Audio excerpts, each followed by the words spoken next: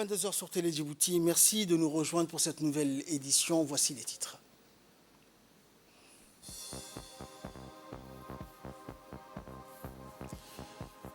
Réunion du comité des programmes statistiques et méthodologie de l'INSTAD à l'université de Djibouti.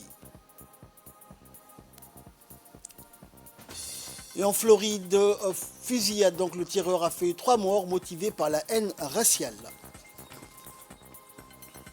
Bonsoir à tous. En ce moment même, et sous l'égide de son premier magistrat, le président de la République, Ismaël Omar Guelleh, la République de Djibouti est présente à Johannesburg, en Afrique du Sud, pour participer au 15e sommet des BRICS, une organisation de coopération économique multilatérale. À travers cette présence, Djibouti réaffirme sa détermination à saisir toutes les occasions qui pourraient ouvrir de nouvelles perspectives pour le développement de notre nation. Cette approche alliant un pragmatisme éclairé et un engagement volontaire en faveur du développement est depuis longtemps au cœur de la démarche de la République de Djibouti, devenue sa signature distinctive, intégrée désormais au cœur de notre stratégie de développement. La politique consistant à explorer continuellement de nouvelles voies pour notre croissance est imposée aux dirigeants dès le départ.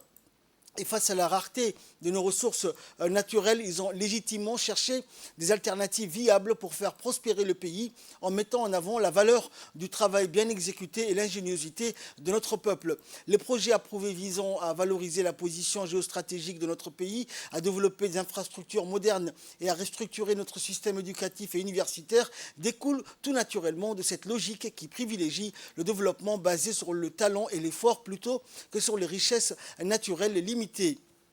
Il est évident que la République de Djibouti poursuivra sans relâche sa politique d'exploration constante de nouveaux marchés à condition qu'ils ne contreviennent pas à nos valeurs fondamentales telles que le respect de notre souveraineté et l'établissement de partenariats mutuellement bénéfiques.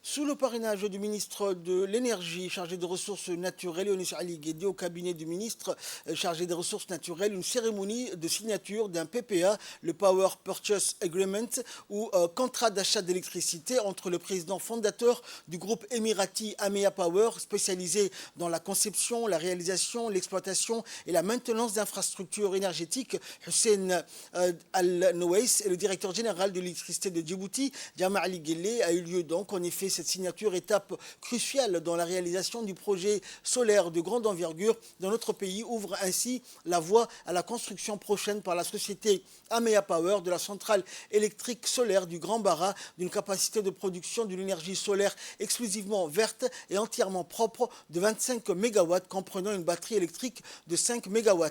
Le contrat d'achat d'électricité signé ce jour est donc un contrat bilatéral de livraison d'électricité d'origine solaire conclu à long terme entre Amea Power, qui devient le producteur de l'énergie solaire photovoltaïque, qui sera injectée dans le réseau électrique national, et l'EDD, qui sera l'acheteur de l'énergie électrique d'origine solaire ainsi produite. Écoutons pour plus de précision l'intervention du ministre de l'Énergie, Younis Ali Guédi. Aujourd'hui est un grand jour pour la République de Djibouti, car après plus d'une année de négociations sur notre grand projet de Grand Bara, sur les 25 MW que nos concitoyens ont longtemps attendu, depuis une décennie, je vais dire, va prendre fin. Pourquoi? Parce que nous allons commencer incessamment la construction, la signature dont nous sommes ici aujourd'hui et que vous avez vu, et les contrats d'achat d'électricité entre l'électricité de Djibouti et la société investisseur qui va investir et construire ces grands champs de Grand Bara de 25 MW avec 5 MWh de batterie et la société Amea Power, dont aujourd'hui, voici le chairman, M. Hussein Al-Nouais, ici présent, et le directeur général de l'EDD, qui sont là pour pouvoir paraffer et en terminer les négociations et discussions de ces présents projets. Inch'Allah, nous comptons bien entendu, comme je vous ai dit, incessamment commencer la construction de ce grand chantier d'énergie renouvelable à quelques semaines de l'inauguration du projet éolien qui sera inauguré dans les prochaines semaines, Inch'Allah, avec le président de la République, Al-Hajj Ismaël Omar Guelleh. C'est un grand pas encore pour la République de Djibouti dans la concrétisation de notre vision 2035 initiée par le chef de l'État, Al-Hajj Ismaël Omar Guelleh, et de son gouvernement, mais aussi cette électricité verte dont nous avons tant de potentiel et que nous voulons concrétiser et utiliser et produire à Djibouti pour une indépendance énergétique, pour une production nationale, mais aussi un tarif revu pour nos concitoyens et abordable pour nos concitoyens.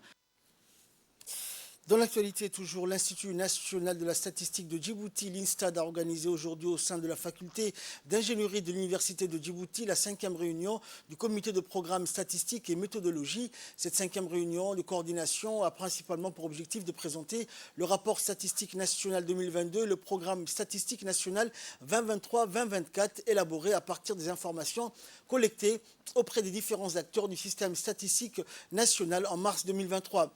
L'événement a réuni sur place plusieurs responsables des institutions partenaires de l'INSTAD, des hauts cadres statisticiens de plusieurs départements ministériels ainsi que les représentants des organisations onusiennes. Cette réunion a rassemblé les hauts cadres statisticiens de plusieurs départements ministériels de notre pays et ceux des organisations onusiennes.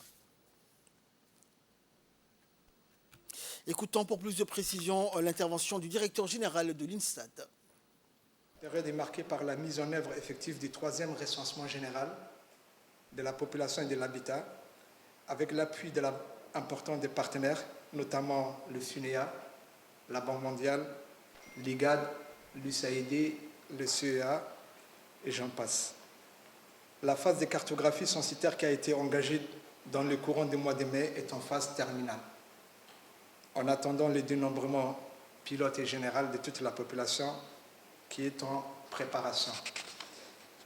Cet important chantier devrait permettre d'engager différentes enquêtes pour la collecte des données socio-démographiques, pour le suivi des conditions de vie et des ménages.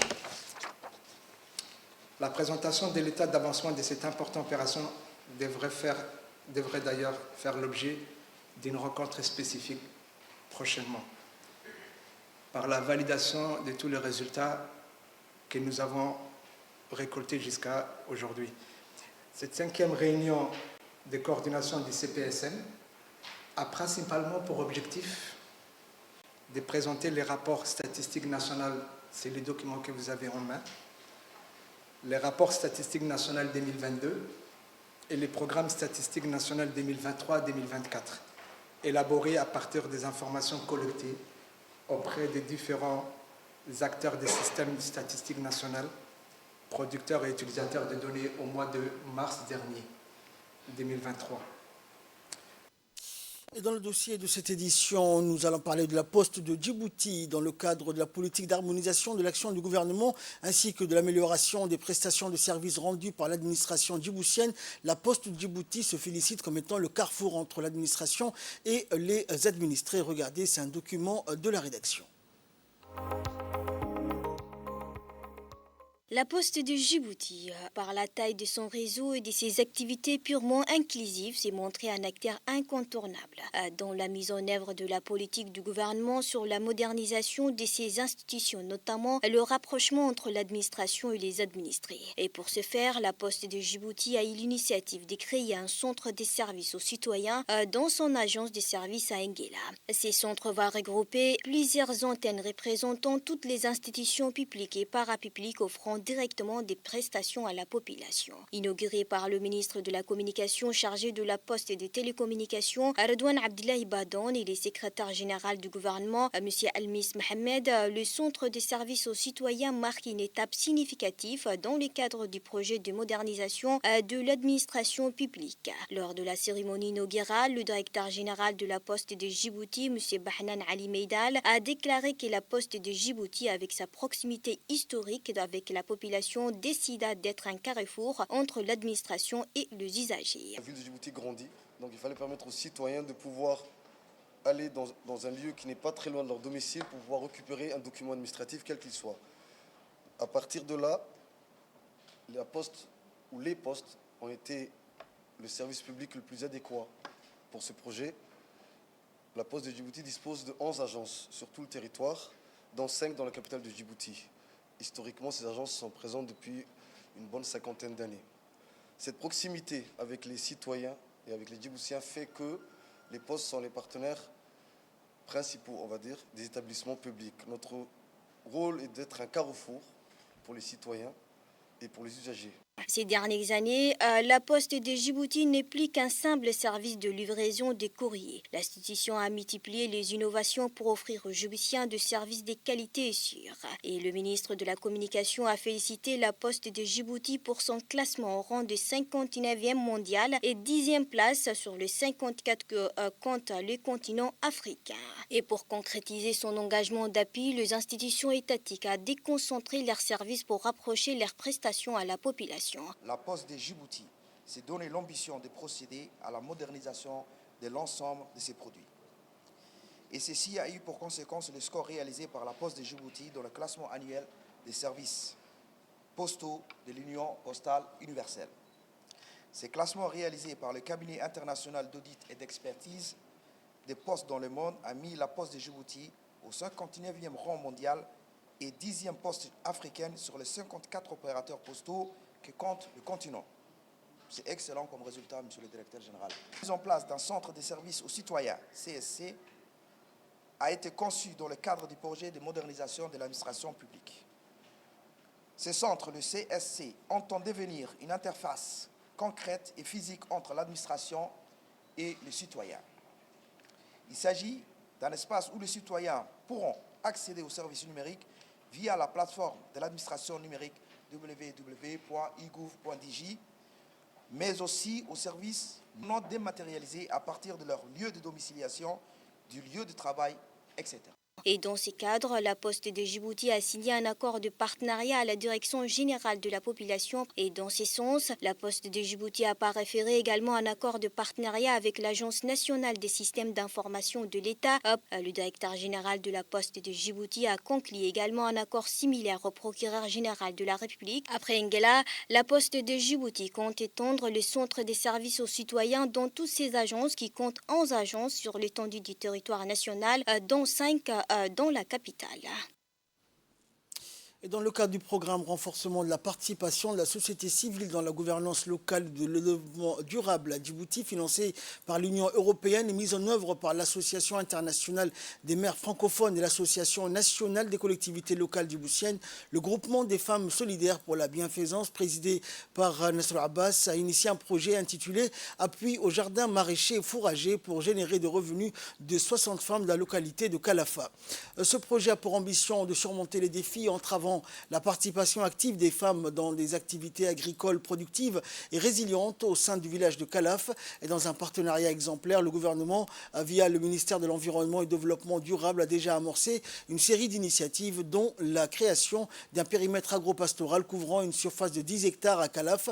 Et ce périmètre agropastoral s'inscrit dans la dynamique de lutte continue contre les défis du changement climatique et de la pauvreté en milieu rural de Djibouti.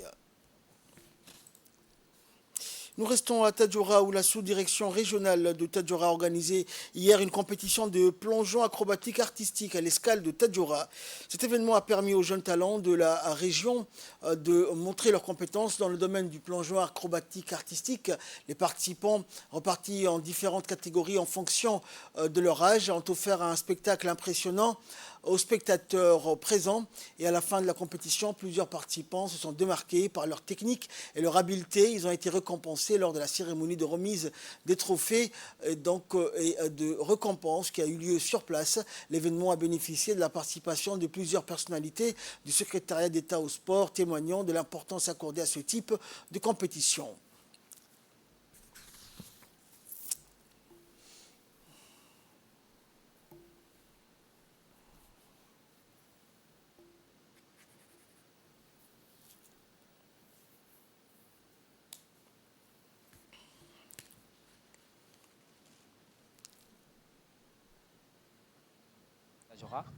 Après le lancement de la 3e édition Tadjoura qui a eu lieu hier, donc aujourd'hui nous avons procédé au plongée, c'est-à-dire le saut des plongées.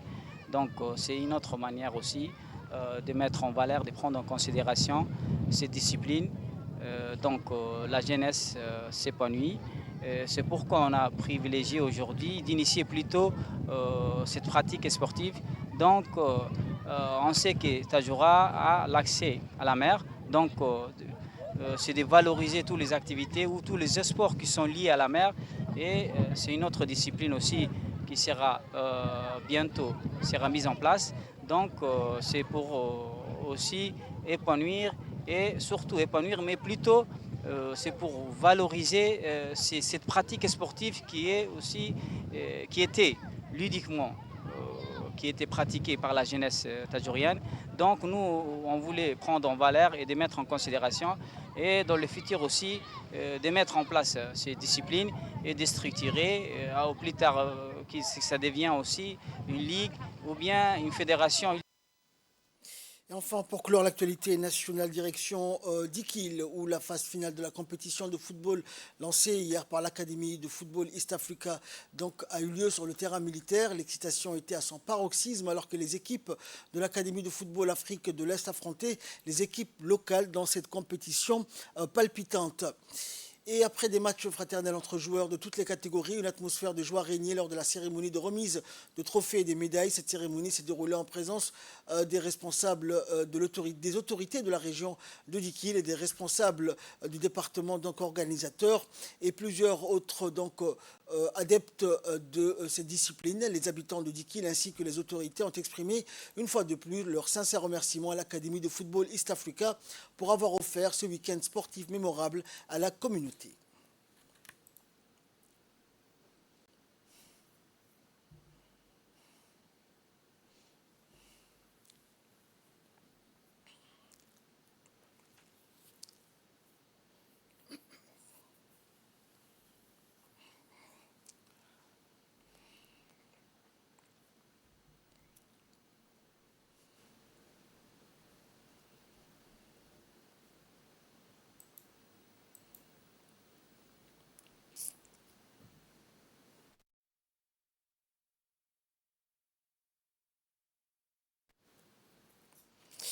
Et là, nous passons à l'actualité internationale. C'était dans le titre de cette édition, le tireur donc en Floride qui a ouvert le feu et tué 3 personnes noires hier dans un magasin de Jacksonville.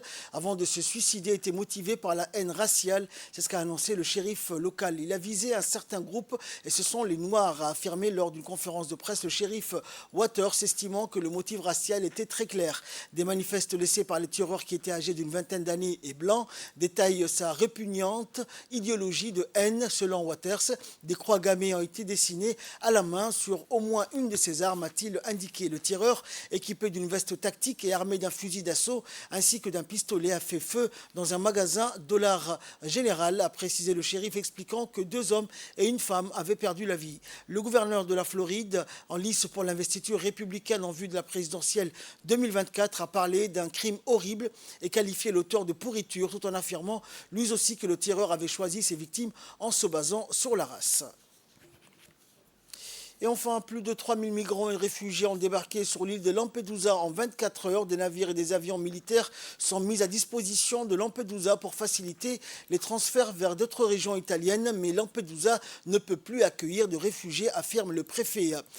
4121 migrants et réfugiés à Lampedusa hier à la mi-journée, alors que la petite île italienne ne peut normalement en contenir que 400. La situation étant critique et s'expliquant par l'arrivée sur l'île d'un nombre record vendredi dernier de 1918 personnes en 65 débarquements et plus de donc 1116 personnes autres en 29 débarquements depuis minuit, et ce qui fait donc les autorités italiennes s'efforcent de transférer les nouveaux arrivants vers d'autres régions du pays, notamment vers la Vénétie, l'Émilie-Romagne, l'Ambrie et la Calabre.